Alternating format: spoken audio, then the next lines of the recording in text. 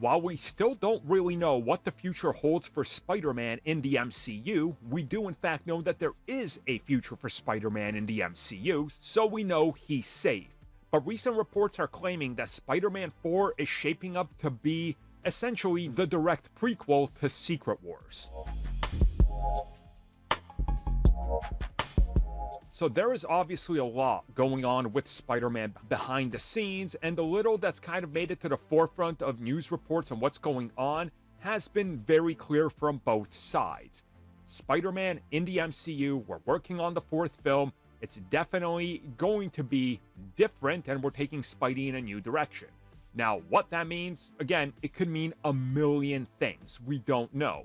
But recent reports from insiders and even some of the big trades have hinted at this, and that's the fact that they want Spider-Man to be more integral to the bigger MCU plot going forward, and that he's going to have to be a major part of Secret Wars, and that you need to establish how he gets there and what is his role.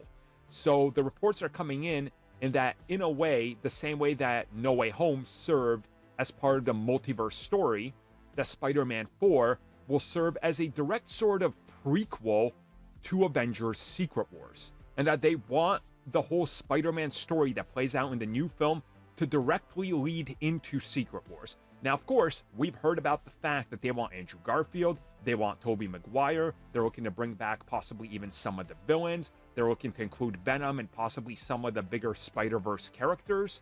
So it makes sense, right? If Kang exists in every multiverse, and he does, technically you're going to have to establish, hey, a Kang variant exists in these Spider-Man universes, so maybe they're going to fight him as well.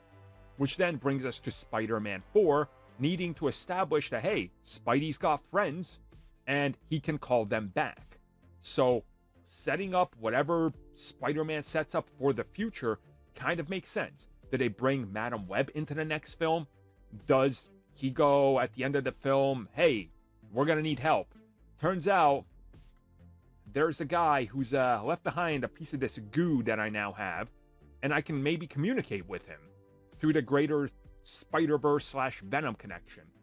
Let's call him in, right? He's the lethal protector. Like, there's a story here that can play out that makes sense, so I 100% believe this.